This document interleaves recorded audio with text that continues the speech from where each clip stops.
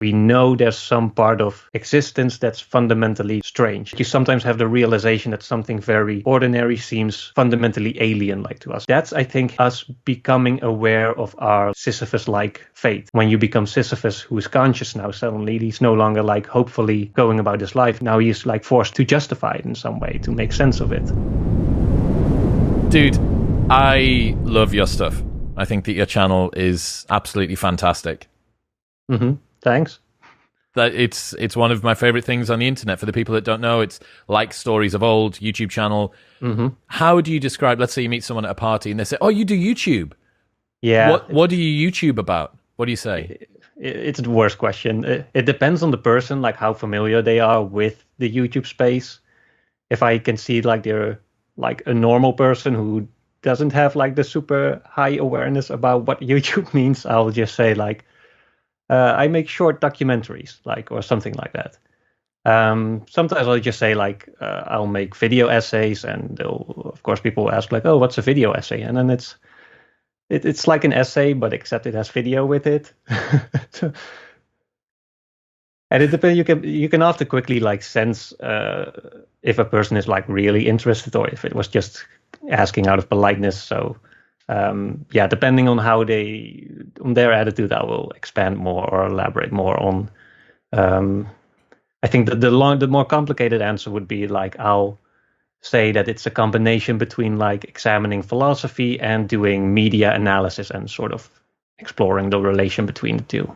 Yeah, I've had the so what's your podcast about question 100 times since I've been in Austin, and I still am yet to come up with a good, succinct answer that isn't 5 minutes long. And someone didn't want the 5-minute long answer. They wanted me to say, oh, it's about Ultimate Frisbee, or it's about World of Warcraft, or it's about porn or something.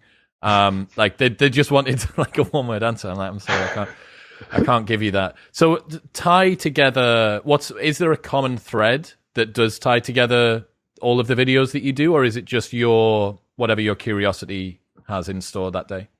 I think what the channel name originally referred to, like Stories of Old, is the idea that you have movies, which is relatively speaking a new form of art, like it's been around for like just over a century.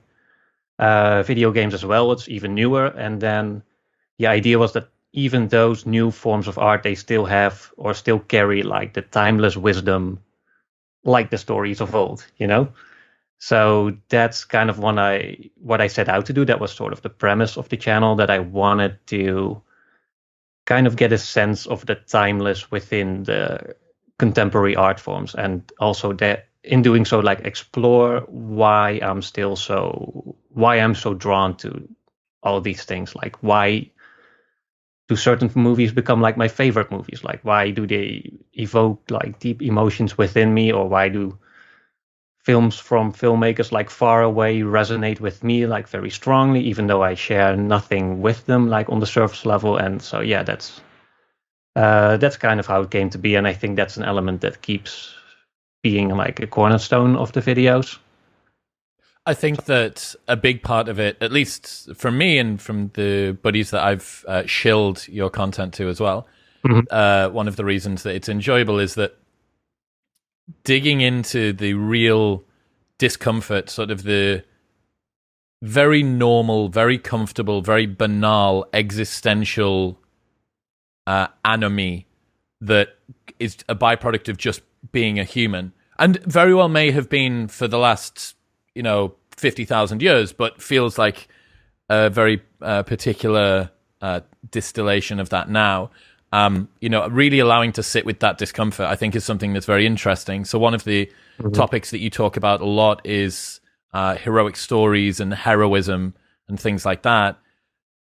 There's one hero in every story, but everybody that watches the story kind of presumes that it's us that's supposed to play that role.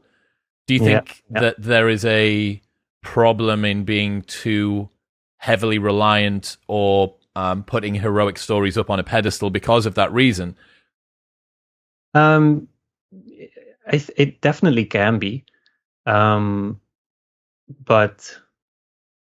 I think it's understandable too. So even though I would point it out as problematic, I wouldn't say like it's immediately like a judgment of humanity, because I do believe that we are naturally like egocentric. Like we literally see the world from only our own perspective. So naturally, like we experience ourselves as the center, like the center of the universe, like almost literally, like the world to us, like the world revolves around like ourselves and our like our emotions, our feelings, like everything around us um is sort of geared towards us, and we uh like we don't have access to like other people's minds. Like we everything else has to be communicated to us. So in that sense, it makes sense. It's perfectly logical that we see ourselves as a central character, as a central hero, because of course we also tend to see ourselves as good people generally. Like we like to believe that we at least have good intentions or whatever.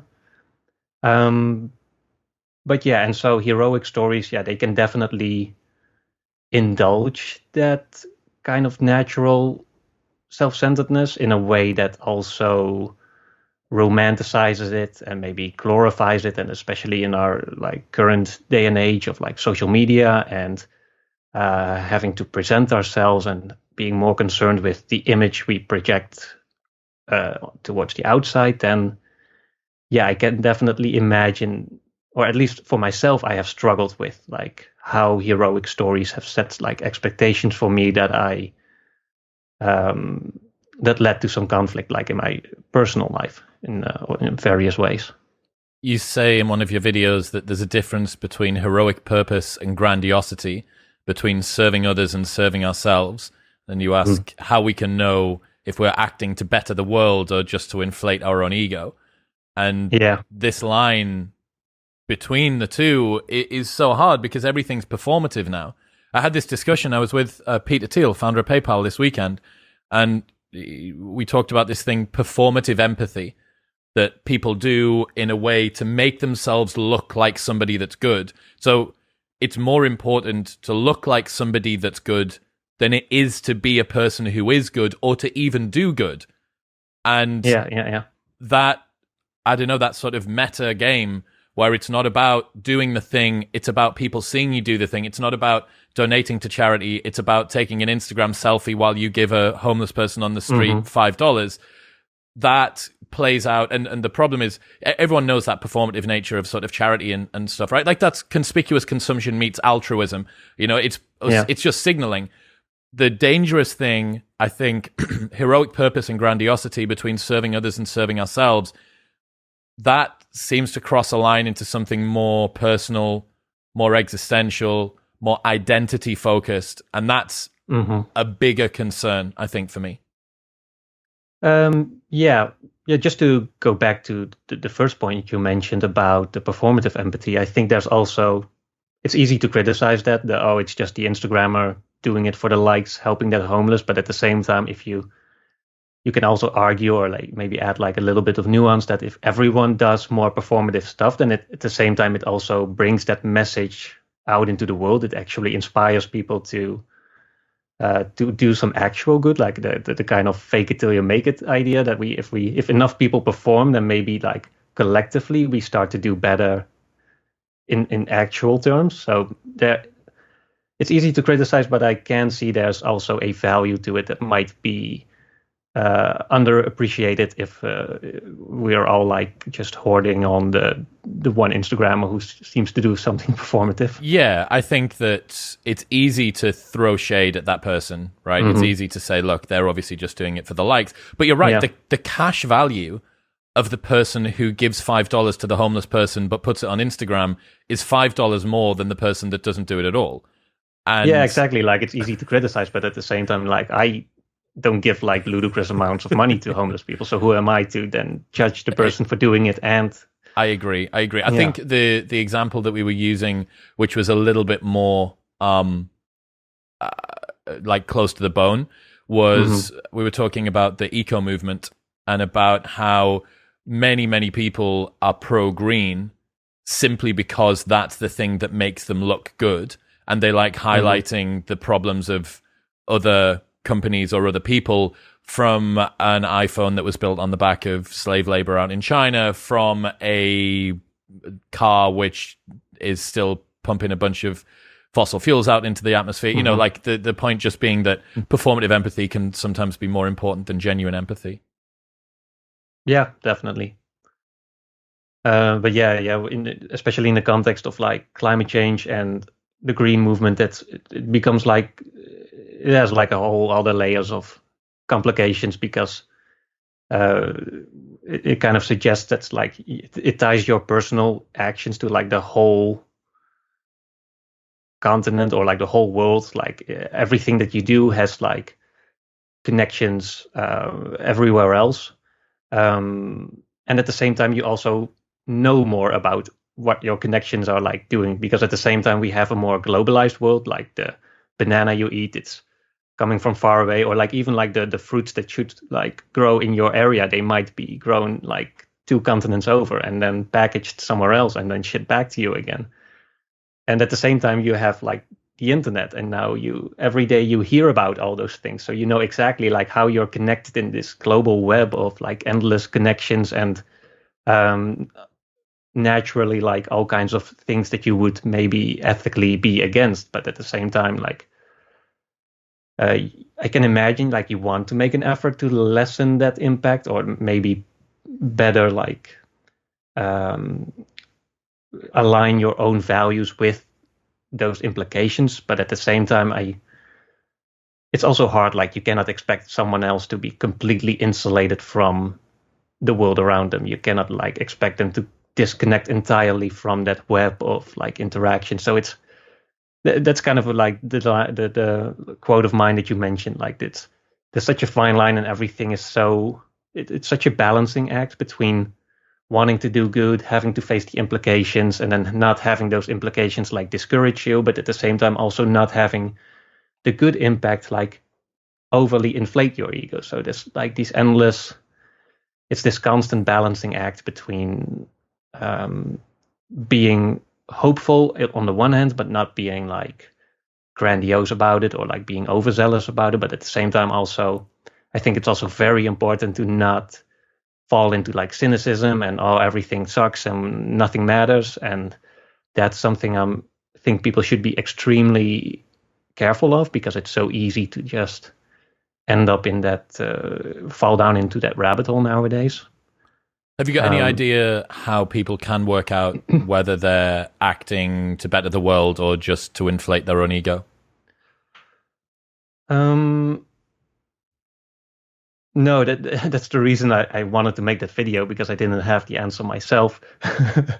And it's something I struggled with, because at the same time, like there were a lot of things that it's not always either or. Like there can be things that make you feel better and make your ego more or that flatter your ego, while at the same time doing actual good. But I think it's just one element that can never do, that never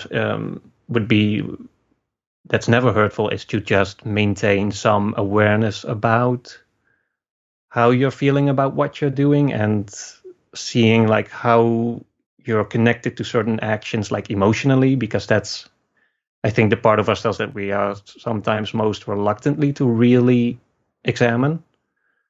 Like, so, the Ben Shapiro thing, like facts don't care about your feelings, but I think it very much works the other way around as well. Like feelings don't always care about the facts. So you might be mindful of those as well. I don't think it's constructive to pretend that we're like completely rational persons who gather information, make a reasonable decision, and then act accordingly. I think it's important to have a sense of your own like desires and fears, and your own biases, your own like hidden ideological beliefs, that sort of stuff.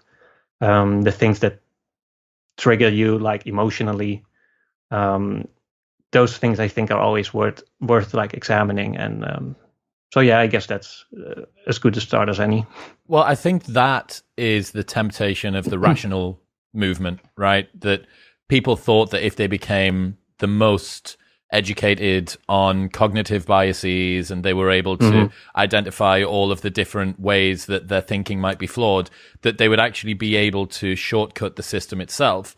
But the Jonathan Haidt example of the rider on the back of an elephant is like you get to see this tiny little 2% sliver of what's going on, and then the rest of it's just running on autopilot. And you're like, okay, so I'm just at the mercy of most of these things. And I went to this, Scott Alexander, right, from Slate Star Codex or Astral Codex 10. He's this blogger, very famous blogger, big rationalist guy. And he held a meetup in Austin. And I went to it, and somebody asked him something along the lines of, I don't even think he got asked about it. I think he just said out of the blue, there was a period where we all thought that we could fix our lives through rationalism, right, through the rationalist movement. And it turns out that isn't true. And I was like, that's really interesting, because Daniel Kahneman, that wrote Thinking Fast and Slow, he was on stage with Sam Harris 5 or 6 years ago. And Sam said, so Daniel, you're a Nobel Prize winner, one of the most preeminent psychologists on the planet that understands the way that the human brain works. After decades and decades at the cutting edge of this research, are you any closer to being a more rational human being? And Daniel just went, not really. And you think, right, okay, so this is the guy, Roy Baumeister talks about his willpower, like the guy that wrote the book on willpower. And you think, well, if that's the case, if more knowledge isn't necessarily the solution, then it is something else. And accepting the fact that feelings are going to continue to just plow through however much logic you try to throw at it, and trying to hold on to that. As a place of wisdom, as opposed to something to kind of be ashamed of. I actually had this concept that I wanted to teach you about. I thought that this would be up your street, and it's about right here. So I spoke about this on my newsletter a couple of months ago, about a year ago, and then I released it the other week. And yet again, every time I talk about it, people love it. It's called The Inner Citadel, right? So it's Isaiah Berlin is the first guy that came up with this. So I'm just going to read you a little passage here. It says, sure.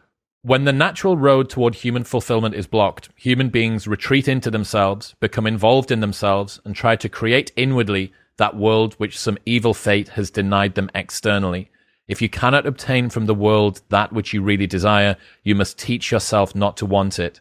If you cannot get what you want, you must teach yourself to want what you can get.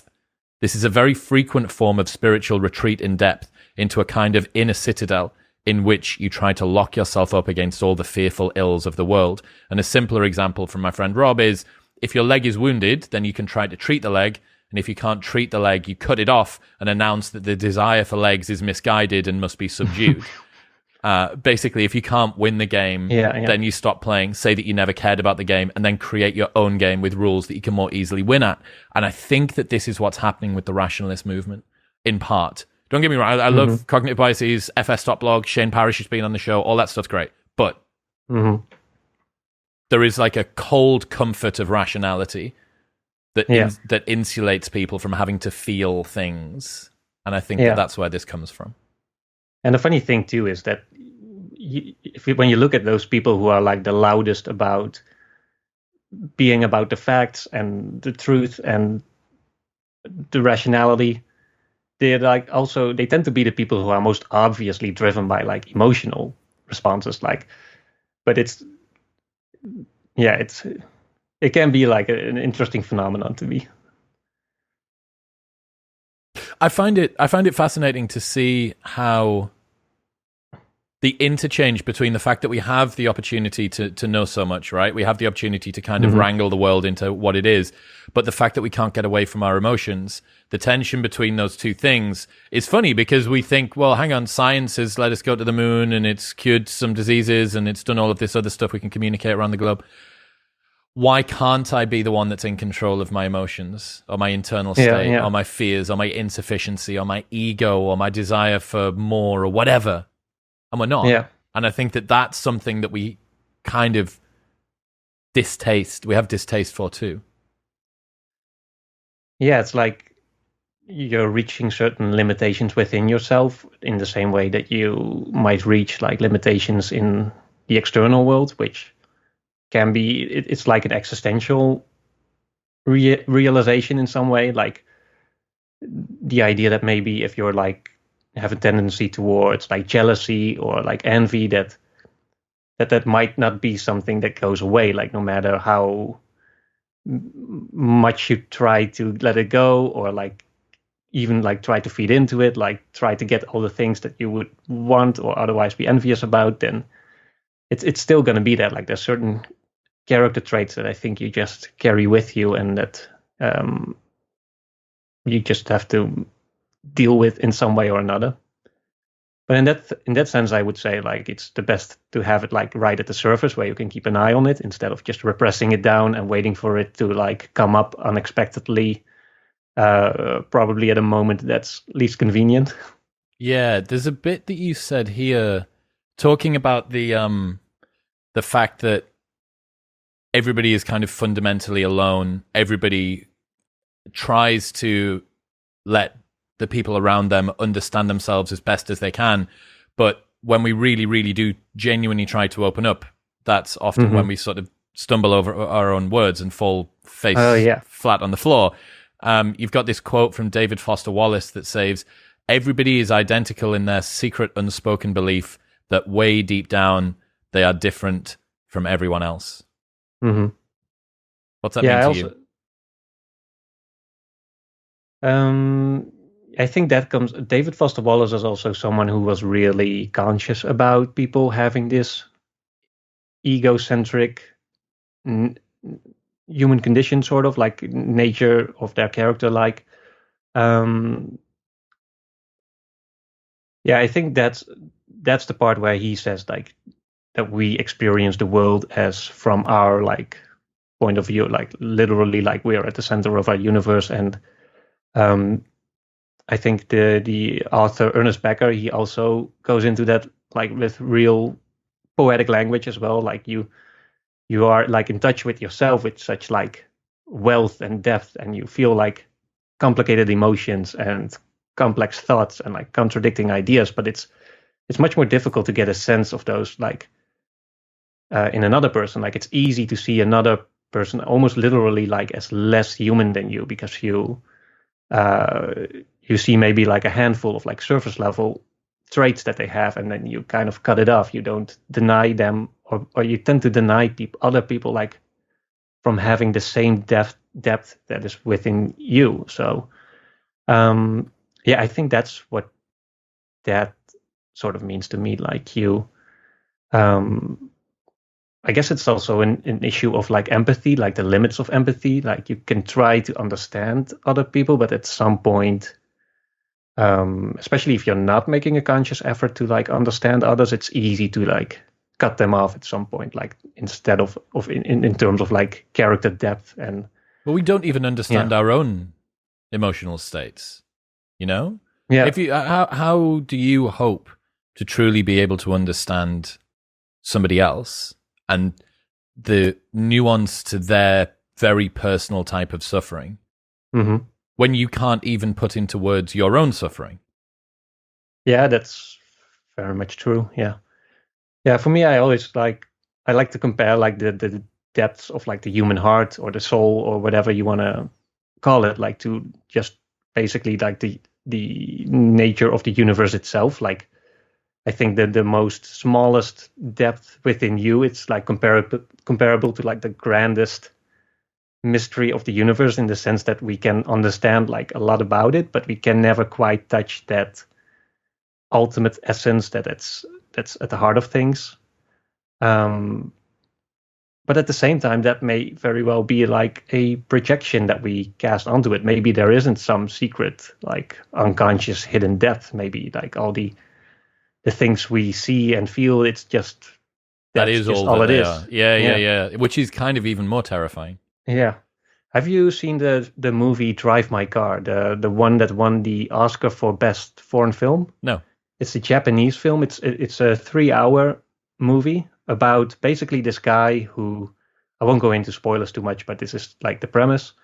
It has a long introduction in which you see the life of a guy who apparently knows that his wife is cheating on him, and then the wife suddenly dies before he confronts her about it. So it leaves him like with this gaping hole, with not understanding his wife and why she did what she did. And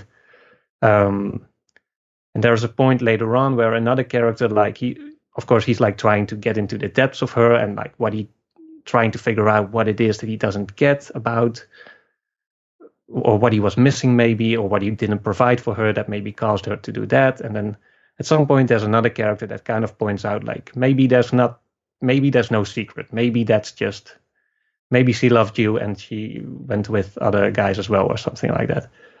And that to me got me thinking about, maybe we try to overanalyze it sometimes. Like we can, I feel that's also a thing that happens a lot with people who actively go in search of their self, like they go to some retreat or like on some journey, like they want to discover like some hidden essence within them that they feel out of touch with, but maybe that's part of the issue. Maybe there's nothing like, maybe the whole idea of having one like solid center somewhere hidden within you is kind of an illusion too. Like maybe that's something we project, or that we, for some reason or another, like symbolize and project within ourselves. But yeah, that's even more scary to me. The idea that there isn't, the egoicless, infinite whole of peace that is to be found, that the conflict that you have, that you're riding on a daily basis, is just, that's what it is. And you're right. I always think about, when there's missing people, someone's daughter has gone missing or whatever, and it's been 4 years and the mother's still unable to hold a press conference without breaking down in tears. And what do they always say? They say, I just want to know, right? What they want is to close that loop. And I wonder whether the, let's say, with a thought experiment, that there are certain disjointed, discordant elements of ourselves, right, that just do not mesh together. The fact that we want to do certain things, and yet our nature or our predisposition or our programming pulls us away from doing them. We don't want to eat the cookie because we want to lose weight, but then we also want to have the cookie, right? Let's say that there isn't anything deeper than that. Yeah. Let's say that there is no way to close that loop, right? The missing person, the missing cookie doesn't come back, and we don't find out where it went. We don't find out why we wanted it. That's almost like that. When thinking about that makes me feel even more scared by it.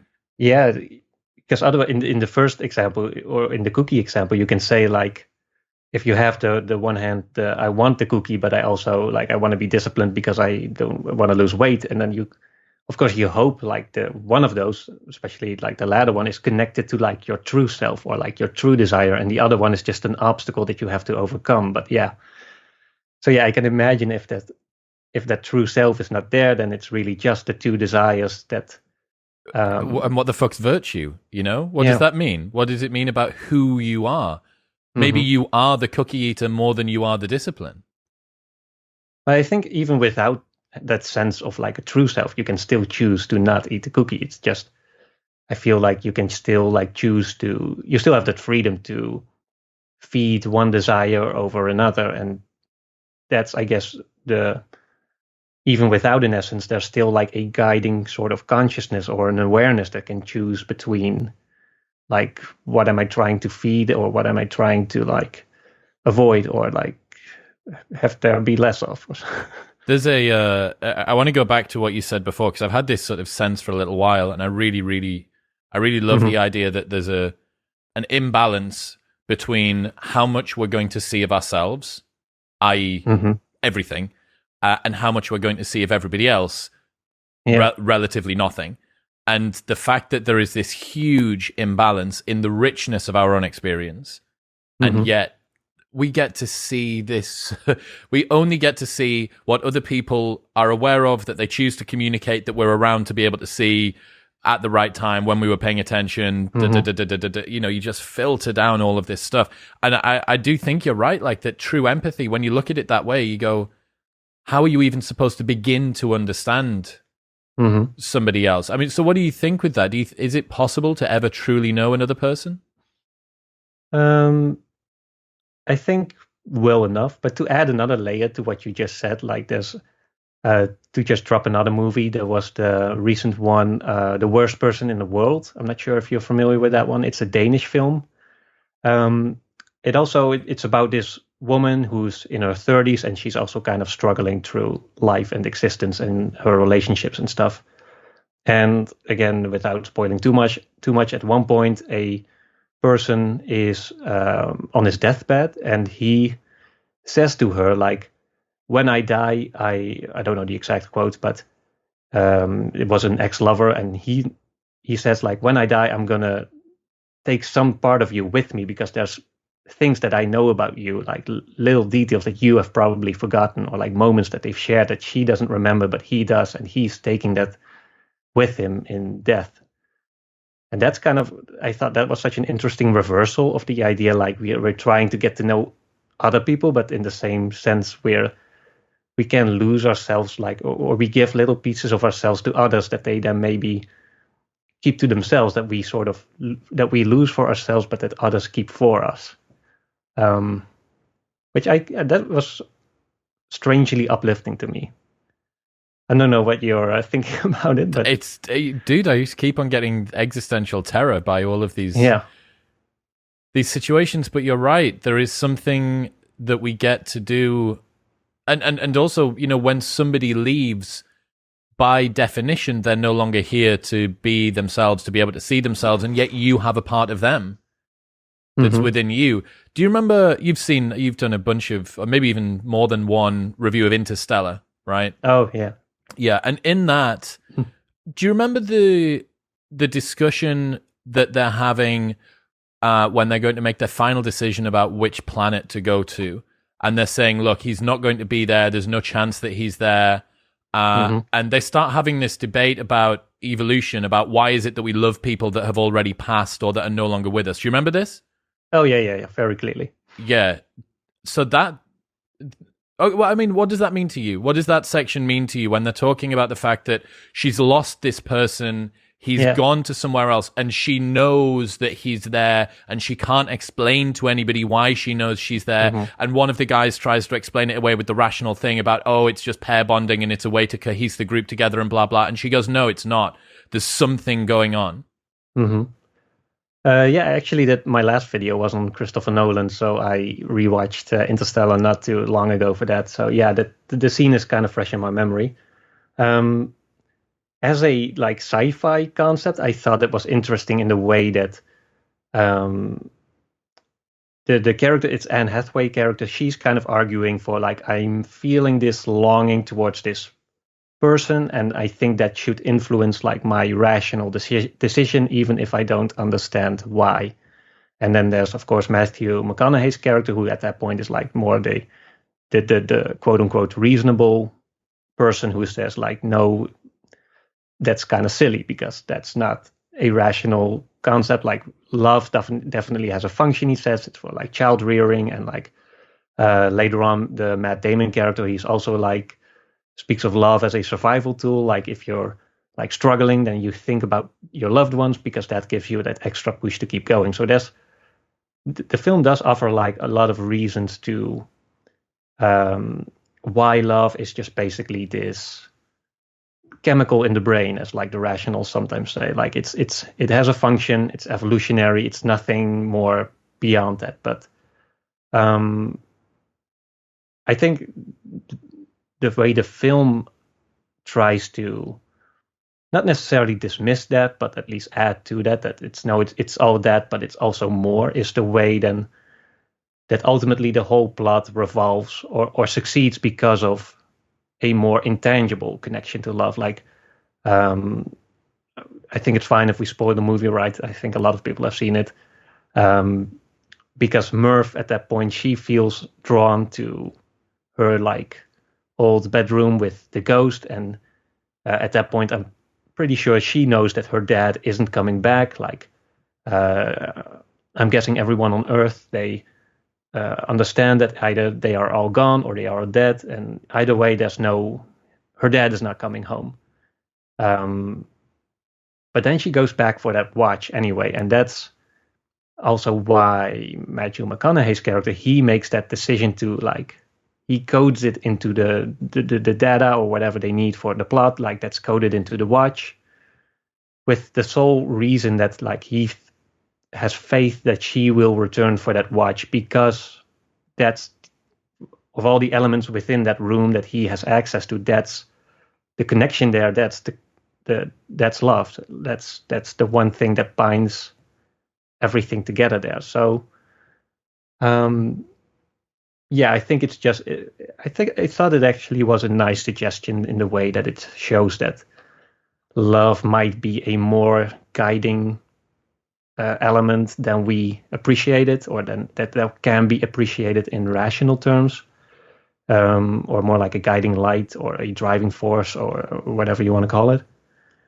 So yeah, and if you go even more science fiction about it, like I personally like the idea just as like a thought experiment that love is like maybe as a part of like a sort of higher consciousness that's multidimensional, so that we that's something that filmmaker Terrence Malick also kind of hinted at in his film The Thin Red Line, where one of the characters at one point questions like, maybe there's one big soul that everyone's a part of, like, oh, everyone's just different faces of the same man. Now I wouldn't like, it's not like a belief that I have literally, but I do like the idea of, because we know so little about multiple dimensions and multiverses and whatever like possibilities that there are out there, that maybe like our consciousness is in some way like also existing in another sliver of reality that we don't have access to. Well, doesn't panpsychism kind of begin to take this one step toward actually being reality? That the argument from panpsychism is that everything has consciousness baked into it, but it only manifests in particular ways in particular places. That consciousness is a fundamental element of the universe, and if that's the case and we can't measure it, then who knows where it goes to. Another thing that I always think about, that's kind of one of these imbalances between how much we can see of ourselves, how much we can ever know of other people, is the fact that we're a finite creature that's surrounded by infinite complexity, but the depth that we're able to go to inside of ourselves is also infinite. So we're a finite, infinite creature surrounded by infinite complexity that we only have a finite ability to reach. And all of that sort of mixed together just makes me think, well, why wouldn't you be scared or confused or alone or worried or concerned or in solidarity or in solitude, whatever it is? Like, all of these different things, all of these experiences seem to make sense to me, because you have like this a paradox. You're a paradox living inside of a paradox. Yeah, that's pretty much the Ernest Becker's thesis. Like, we are like half God, half fleshy structure that slowly decays and ultimately dies, or like half symbolic, half physical. Yeah, yes, some interesting ways of phrasing it, but I think that's one of the things that I still feel drawn towards, because I haven't yet encountered like a good counter argument for that, or someone who really frames it differently or articulates it in a significantly different way. But I think he perfectly captures that, the idea of having two elements that are fundamentally incompatible within us, and that we somehow have to make sense of without destroying each other in the process. Because that's in his book, he kind of points out like how this human condition can drive us basically insane in some ways, or at least it drives like violence and warfare, because we are also desperate to like, or just to lay out his basic argument, is that we are basically trying to symbolically transcend what we cannot transcend physically.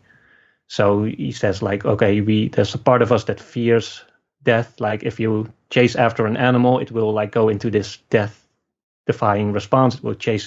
It will like flee away, and then we basically do the same, but because we have a consciousness that is constantly aware of like death, at least like conceptually, like we accept like, oh shit, we're going to die someday.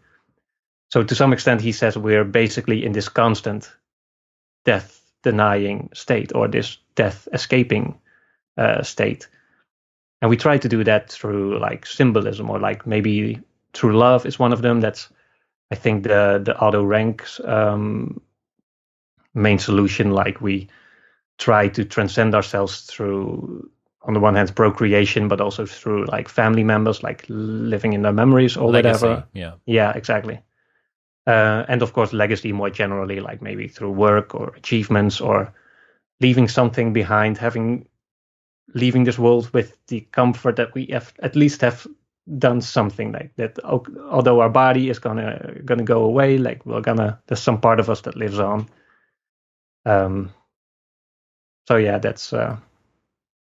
You mentioned earlier about cynicism, and I said that I'd had no desire at all to watch Afterlife with Ricky Gervais, but then you did a video analysis of the first season, and now I'm tempted to go and do it. And in that, you spent a good bit of time talking about Albert Camus.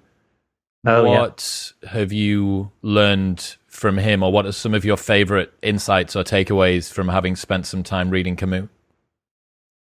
Yeah, he's probably my favorite of the existentialists, mainly because he's firmly like secular about it. Like you have existentialist writers like Kierkegaard, who I also think is great, but he has a more like religious solution. He has the leap of faith that's ultimately like the his main thing. Whereas for Camus, he's famously said, like, I want to live with what I know and that alone. Like, I don't want to leap into anything. I don't want to rely on some potential like God or other dimension or some other like unreachable truth that may be out there and that I must just have faith in. I just want to live with what I know and that alone. So yeah, I'm best familiar with his book, The Myth of Sisyphus, in which he kind of explains the myth of Sisyphus, which the guy who was punished by the gods has to push a rock up the mountain, see it roll back down, and do it all over again.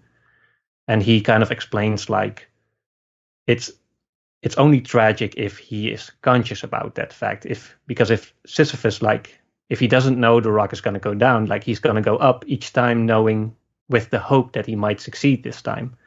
But if he knows like this is his fate, like he's going to do this eternally, and then there's nothing else, then that's the real tragedy, like having to be aware of your predicament without being able to do anything about it. And so I think he takes that premise, which is then sort of the metaphor for life. Like we know we go into this world, we're going to work, we're going to sleep, we're going to do other stuff, maybe have some fun, and at some point we're going to die. Like we know, like we see the whole game that's been laid out before us, like in general terms. And I think that Camus is mostly trying to find the freedom within it, instead of trying to leap towards something else, towards some grander ideal or belief. And he also really has I think the idea of rebellion, like we cannot escape our fate, but we can rebel against it, which I thought was nice. Just basically give a middle finger to the universe. and I don't have his work like fresh in my mind, but I do like that idea of just because it's a token of like a very fundamental freedom to just see this whole universe with everything, like all the nothingness that it kind of impresses upon you. Like, because if you really take in the weight of the universe, it really seems to try to make you feel like absolutely insignificant, like you are this tiny human that exists for like nothing. And even in the span of like our planet, like it's nothing. Like there's been millions of years before us, there's a million years that's going to be after us, and on the scale of the universe it's going to be even worse. So everything about the universe screams to you like you're insignificant, and then to say like, as that insignificant person, like I'm gonna make this have meaning anyway, I'm gonna find significance anyway, that's a very powerful act. At least that's, I think, what Camus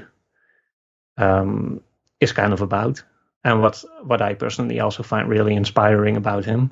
They say that in Interstellar as well, though, right? They rage against the dying of the light. That's the same sort of look. Yeah, I guess it comes down to the same concept. Yeah, everything. And so is the line between, or is the reason that we must imagine Sisyphus being happy, is that telling people who are aware of their own mortality that even though you know this game is going to end, that you have to be able to play the game in a good way? I think so, or at least you're capable of doing so. Like we must imagine Sisyphus happy because there is freedom for him to be happy. Like he can defy his fate in that in that moment. I'm not sure exactly how he wrote it down, but I think he describes towards the end of that book like the moment that Sisyphus walks down the hill, like waiting for his whole fate to start all over again. And then if he finds like a moment of happiness in that during that walk down, then in that moment he basically defies his whole punishment. They've essentially failed at punishing him because he's still able to be himself. He's still able to express taking a sliver of gratitude or pleasure from whatever. Yeah. It is. This is, I had a discussion with a friend. I have a friend who's a philosopher who, and I quote, is trying nihilism as a life philosophy. Like consciously just decided, he was like, well, I've had a crack at a few other things and they didn't seem to work, so I'm just going to try nihilism. And I was like, how's it going? I don't really know what you're supposed to say. Like, what does nihilism is going well as a life philosophy mean? I'm not really too sure. But he was telling me about David Benatar, who is one of the anti-natalist philosophers. And the argument of anti-natalists is that life is filled with so much suffering that it is basically a crime to bring any human into the world, I think. Something like that. Don't have kids. Don't have kids because life's terrible. And I really sort of tried to look at it from the opposite perspective, and I didn't realize that that was part of the myth of Sisyphus, that, well, hang on, you can say that a life of almost endless suffering, which it isn't, like it's small amounts of suffering and small amounts of pleasure, but even a life with an entirety of suffering with a small amount of pleasure in it, tiny little sliver of it at some point, consciously, I don't know, like, does that cash out at being better than annihilation or non-existence overall? I would be tempted, the non-nihilist in the room was tempted to say yes. And it kind of seems like the same thing there. You know, if the 24-hour cycle that Sisyphus pushes the rock up the hill, but there's 3 seconds as the rock lands back in front of him and he takes satisfaction as he begins pushing it off, maybe that is worth it. Yeah, I would be interested to hear what a person like that would say if someone believes like it's bad to bring children into this world. Like, you can kind of twist that question around. Like, do you think that you should not have been born at all? Like, would you rather have not existed at all? And maybe if that person says yes, like, I wish none of this would have happened, then I guess he's living his philosophy. But well, you talk. But overall, I think that's a point where a lot of people are going to expose their own hypocrisy. Like, I don't think that a lot of people who believe that we should not bring children into the world because of suffering or the potential for suffering, they themselves would not have want to have not existed. Am I saying that correctly? Have not have wanted to exist. Yeah. In the Afterlife video that you did, you quote Camus and you say, at certain moments of lucidity, the mechanical aspect of their gestures, their meaningless pantomime makes silly everything that surrounds them. You wonder why they are alive. And that is him talking about kind of the pointless daily machinations that people go through, right, as they NPC and bleep, bleep, bleep their way through the world. And it seems, because again, I haven't read barely any Camus, that to me seems like a much more very sort of cynical view of the world, and yet you're saying that at the end of the myth of Sisyphus, he kind of has managed to arrive at a place that seems much more hopeful. What's the arc between that? Is that what Camus does? Does Camus sort of personally and also in terms of his writing go on this journey of cynicism and nihilism and everything's shit to then come out to something else? Not necessarily. Again, I haven't read him recently, so I'm not in the best position to accurately explain it. But I think he especially early in that book, he calls out the concept of the absurd, like that we know there's some part of existence that's fundamentally like strange, and that's the quote you mentioned, and like some other stuff as well. That's like that's the. I think it's also he that says like that you sometimes have the realization that something very ordinary seems fundamentally alien like to us. Like there's some things that sometimes you just have these moments where you feel like a little bit disconnected from reality, or something just feels weird. And that's basically, I think, us becoming aware of our like Sisyphus-like fate. Like that's us being, because we don't walk around like day to day, like being aware, like, oh, I'm going to push this rock up the hill and it's going to come back down again. Like how old am I? Like how many years do I have left? Like we're not constantly aware of our like mortality and our fate and all those existential things. And so when he says those, or when he brings those things up early in his work, he's kind of pointing out that we have those moments where we suddenly do become aware of that, and that's when that sort of journey begins, because that's when you become Sisyphus, who is conscious now. Suddenly he's no longer like hopefully going about his life. Now he's like forced to make to justify it in some way, to make sense of it. And I think that's basically the jumping board towards the rest of that book. I hope it made sense. You also looked at Don't Look Up, and I've got a closet obsession with existential risk. So one of my friends messaged me and was like, dude, I'm not going to tell you anything about this film, but watch it and tell me what you think it was about. What do you think Don't Look Up was about? Yeah, so for me, when I made the video, I thought it was, or when I went into the film in the first place, to me it was obvious that it was about climate change, because that's also kind of how it was promoted. Like Leonardo DiCaprio himself, he's really into environmentalism, and he obviously really promoted the film in that context. And I think even the director did some tweets about that, at least like vaguely emphasized like, okay, this is maybe the angle through which we're approaching this film. Obviously it's like about other stuff as well, but that's like the main metaphor with the comet that's set to strike the planet. But that's kind of like, I went into it with that assumption, so naturally that's what I read into it. But I was surprised when I made the video about it. For context, I did a video on kind of questioning to what extent it was an effective metaphor for climate change, and where it was kind of like struggling a little bit, or like failing to capture some nuances, and why it did so.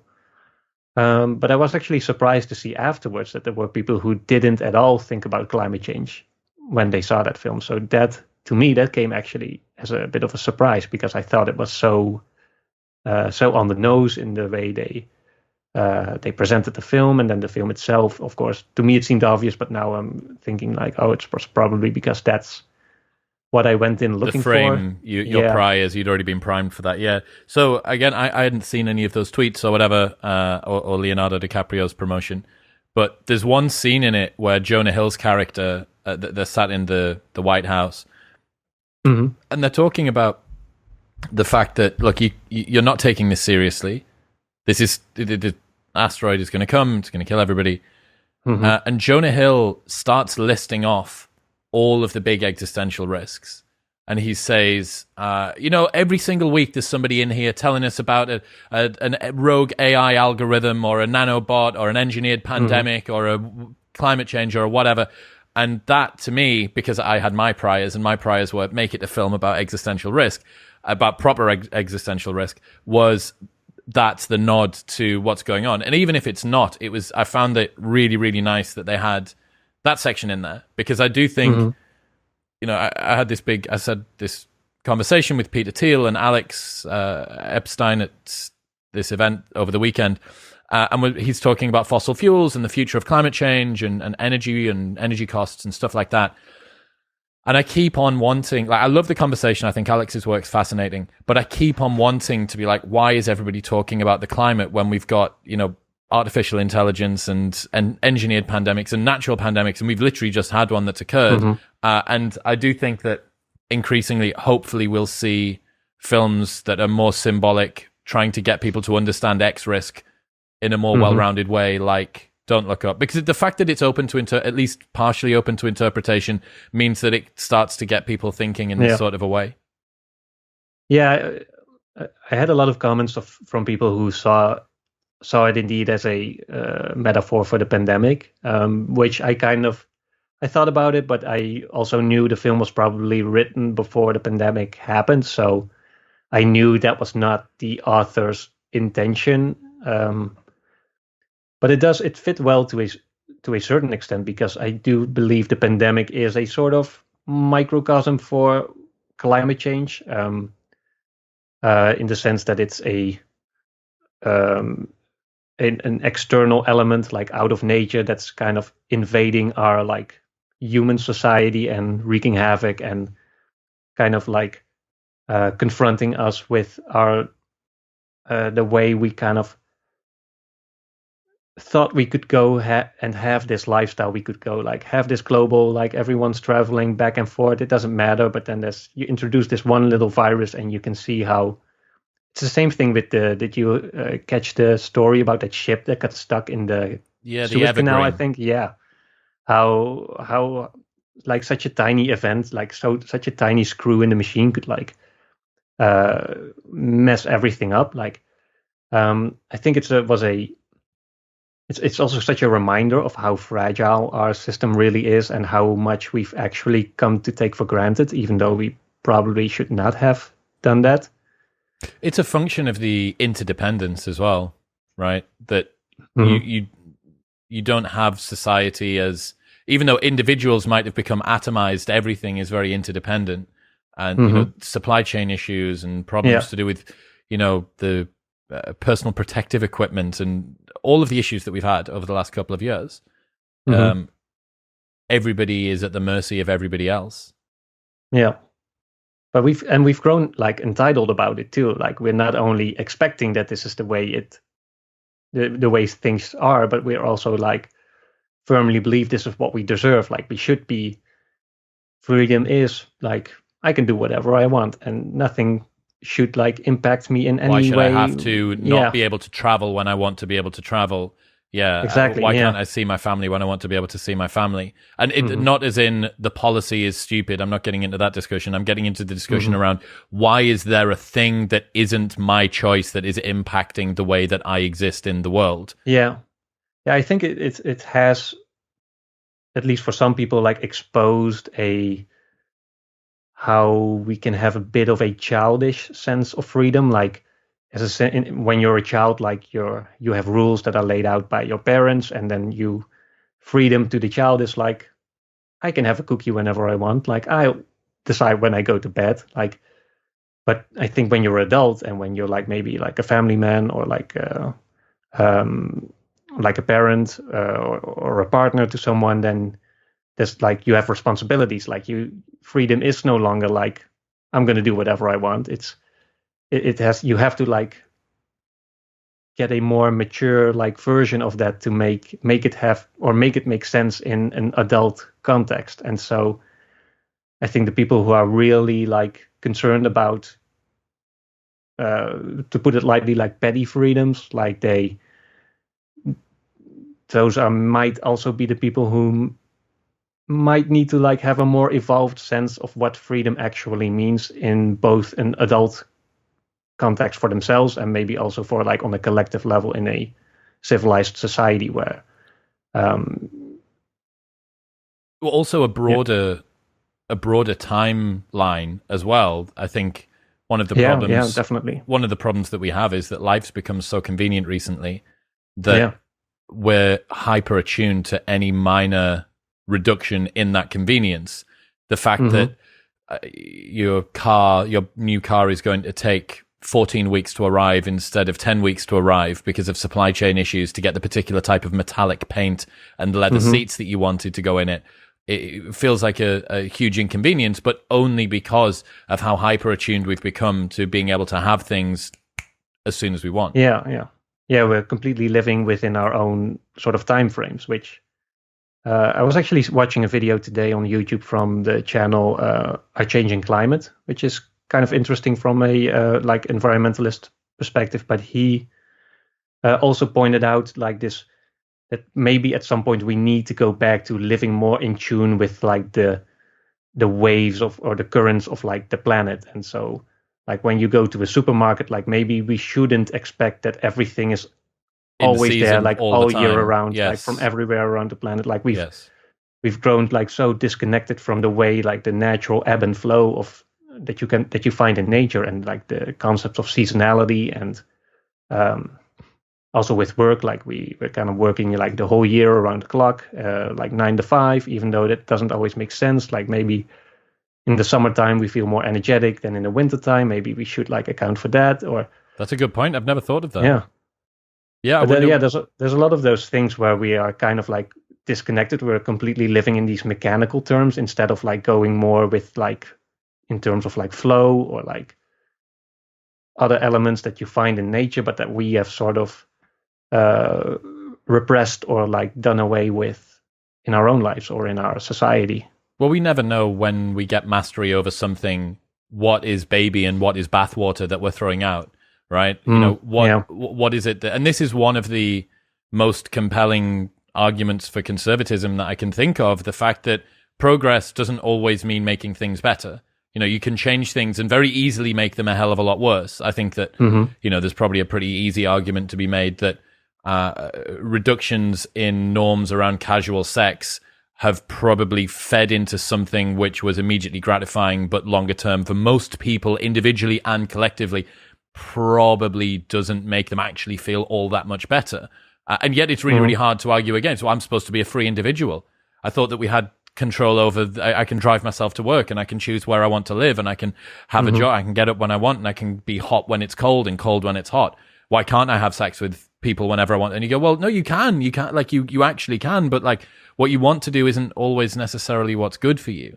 Yeah. And that conflict, you're right, the kind of feet stamping tantrum that is mostly, I would argue, people just realizing that maybe the world wasn't as at their whims as they thought it was. I think a lot of people have probably become quite, and rightly so, you know, you got pandemic, crazy American election cycle that lasted for 3 months or something, war, energy shortage, you know, in the space of 2 years. So apart from the fact that you're a finite creature surrounded by infinite complexity, you also now have this wild sort of turbulent existence that's going on outside of you. Like it now is a good time to be freaking out. Like that's fine. I genuinely think that that's something that would be a natural response. But up until that point, we kind of didn't have any stimulus that would have caused us to do that. Yeah, it's weird. You'd almost feel nostalgic about like 2008 when we only had a financial crisis, and then a good decade to recover from it. Like now, like Russia is at the border here, even though we're barely getting over COVID. So yeah, shit's moving faster, man. Yeah. I wonder though if that's actually something that's happening, if there's actually more crises going on, or if it's also more that we're like hypersensitive towards stuff that's going on. Yeah, maybe. I would certainly say that the last couple of years have seen, you know, I don't know whether we would have ignored the Ukraine-Russia conflict. I don't think we would have ignored the supply chain shortages. But I also do think that you're right, that you are hyper attuned. Well, the human system isn't designed to consume the entire globe's information 24 hours a day on a real-time basis. Yeah. And yeah, I've said this for ages, that the most competent people that I know now aren't the ones who are able to find information. They're the ones that are able to discriminate information. So in 2008, we didn't have more information than we needed. It was still a competitive advantage to be somebody that was able to seek out more and more and more, because the asymmetry between what we wanted to know and what we could know kind of was still imbalanced, and we wanted to know more than we had access to. And then there was 1 month in the end of 2011 or something where the balance between those two things was perfect. And then very, very quickly, the balance just pivoted in the other direction. And it was like, it's no longer about whether you can find information. It's about whether you can separate noise and signal apart. And that's kind of the job broadly of people now, not to scavenge for more, but to be able to be more discriminating. Yeah, definitely. Because it's a tricky thing too. Like, it's very easy to be fooled by information, to mistake like noise for signal, as you said. So yeah, that's something that I'm probably most like dreadful about. Like, I see, at least in my country, like there's groups of people who seem to be. Where's home for you? The Netherlands. So yeah, there's like in the United States, or like I'm guessing everywhere else, like there's increasingly you see like people who would otherwise be kind of like maybe individuals or like small communities on like the fringes of like not just politics but just also basic worldview, but they are now like getting more organized, and they're also like feeding each other into this, like it's kind of like they're bordering off their bubble and like trying to drift out slowly, like drifting away in their own parallel reality, with it becoming like increasingly difficult to reach those, because that's something that I do worry about and that I don't really have answers to. Like, how do you reach someone who seems to have a completely different worldview than your own, like who's completely like not even more like, because politics has always been like a conflict of values, like you debate maybe what kind of directions we should go, but now it seems like we're not even getting to that, because like we don't even agree like basically on how the world works. And that, to me, that's kind of like scary, because that's something that really that's not going to bring us anywhere. I think it's a fundamental incompatibility. I learned this from a friend who did philosophy at Oxford, and he was saying how people that do ethics professionally, I didn't know that being an ethicist is actually a job, but apparently it is, and people who partake in debating ethics, they can have a debate about ethics as long as the meta-ethics that underpin their beliefs they agree on. So you have to agree on the meta-ethical framework before you can have a discussion about the ethics. And that's a really nice framework that I use moving forward. That, look, we can have a debate about stuff to do with what's going on in the world, but if we can't debate about what the world is, or what the fundamental situation that everything else is being built on top of is, if you're flat earth and I'm lizard people, then we have an incompatible, or maybe we have a completely compatible worldview, actually. I think in that case we would probably go along. But yeah, crossover I maybe, get the point. maybe a little bit better. What do you watch? So, like Stories of Old, your channel, which will be linked in the show notes below. People can go check that out. It's awesome. What else do you really... I also have a podcast now, by the way. I'm not sure if you've listened to called? that. It's called Cinema of Meaning. It's we launched it. I'm doing it together with Thomas Flight, who's another YouTube video essayist. A really smart guy too. We launched this March, so it's kind of new. It's a weekly podcast that each week we discuss like a single film, and we really want to dive into like the meanings and philosophies and the kind of the stuff that we're talking about now, but then specifically tied to understanding an individual film. So yeah, that's something that we're doing. Well, congratulations! Welcome to the industry. Who else do you watch then online? What are the YouTube channels? If people think, "Oh, this Tom guy sounds all right," what else do you watch that you think people should check out? I watch a bunch of different stuff. Like, are you? Are you asking me like channels similar to mine, of like no, channels whatever that you are think. mine interest? Because I Yeah, have like just whatever you different think. interests than Whatever you like, think that people need to know more about. You can shill whoever you want. Yeah, okay. So there's one guy. He's also from the Netherlands, but he makes content in English. That I recently came across. He's called Martijn Dolaert. Okay, yeah, no one's going to be able to spell that, Tom. Yeah, he has a video series. It's called 2 Years on a Bike. If you search for that, I'm sure you'll find it. It's a 4-part video series where he basically accounts the journey he made on his bicycle from Vancouver to Patagonia, I think it was. But it was really just like this great exercise in cinematography and storytelling. And he is now doing a series in which he has bought like a cabin in the Italian Alps that he's really just renovating from scratch. And the interesting thing is, it's not really about anything. He makes these long vlogs, but you see a lot of them. A lot of them is just he or just him doing everyday stuff. Like he's like, today I'm gonna do the plumbing or whatever. Today I'm gonna build a temporary shed while I work on the other cabin. And so it's a really, to me, it's kind of like, it took me by surprise. Like I was watching it and I was thinking at first like, oh, this is kind of boring. Like I was even skipping through a little bit, but at some point I kind of tuned into what he was doing, and it became this really, it's almost like an escape into someone's life who is more like connected to, or more directly connected to his labor and to the world, to say it like a bit cheesily. It seems like a peaceful way to be. Yeah, that's it. He really captures that sense of peace of like, and he instantly makes you want to go like into your garden or whatever and work on something with your hands. Started building a shed out back.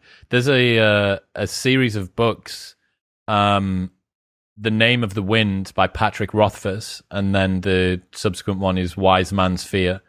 And that series is written the same way as the YouTube that you're talking about. So the second book is 1,100 pages. And dude, it goes so slowly.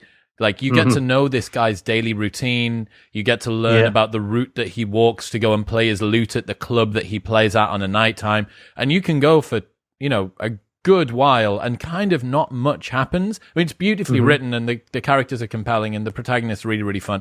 But I really enjoyed the more pedestrian nature of this book. It wasn't super quick cuts every 3 seconds. It wasn't, and then a dragon arrived and some crazy shit happened.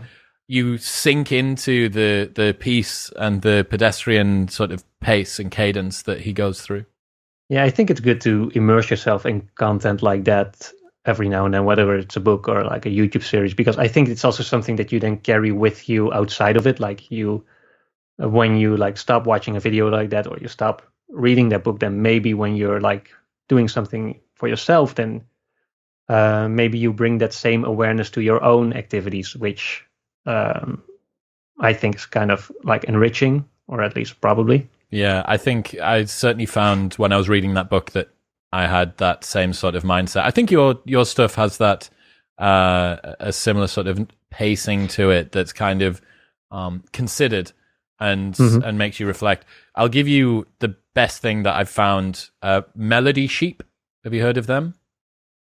It does ring a bell, yeah. So they do documentaries in space, but the entire thing is created on a computer in beautiful motion animation, like 4K. The whole thing is insane. And the guys that do it, I don't know who they are. They must work professionally outside of this. But yeah, it's called Melody Sheep, and they've just announced, they do a trailer before the full-length films get released, and they've just released a new trailer about some new Alien Worlds documentary that they're going to do. And it's outstanding. Like the fact that it's on YouTube is completely disgusting. It's some of them, the sound editing's great, the narration's brilliant, the script writing's really good. It's genuinely interesting, and you learn a ton of different stuff. So they did this one about how life could have evolved on different planets and stuff like that. And you're compelled to watch, but the main thing is it looks like Interstellar. Like it's so spectacular. So that's two. You said 2 Years on a Bike will find your guy, and Melody Sheep from me will find mine. And if people want to get started, the Alien Worlds, I think it's called, is a series that they can get cracking with. Sounds good. Yeah. Dope. Tom, I really appreciate you, man. I love the work that you do. I hope that you continue to do it. Like Stories of Old will be linked in the show notes below. If people want to find out other bits that you do online, where should they go? I don't really have a website or anything. I have a Patreon page that also links to like some of the stuff that I have, like the YouTube. I'm not sure if Cinema of Meaning, the podcast, is on there, but you can find that wherever you're probably listening to this podcast. So you can check that out as well. And also on Nebula, the streaming platform. I'm not sure if you've heard of that one. That's a creator-owned streaming platform. It's something we created with like a bunch of YouTubers. They came together and they sort of kind of through our own agency, and we started our own streaming platform. It's basically like Netflix, but with YouTubers. Like you pay a monthly fee instead of having ads, so it's the experience is completely ad free, and so we also get a much like fairer like share of the revenue. So that's kind of the principle of it. And a lot of us, including myself, have been posting like some exclusive stuff there, or like extended videos. You also see you always see like specially edited videos without like the sponsor bits at the end, because like again it's completely ad free, so that includes the sponsor you normally see in the video itself. So yeah, you can definitely check that out as well. Dope, man. I appreciate you. Thanks for today. Thanks. What's happening, people? Thank you very much for tuning in. If you enjoyed that episode, then press here for a selection of the best clips from the podcast over the last few weeks. And don't forget to subscribe. Peace.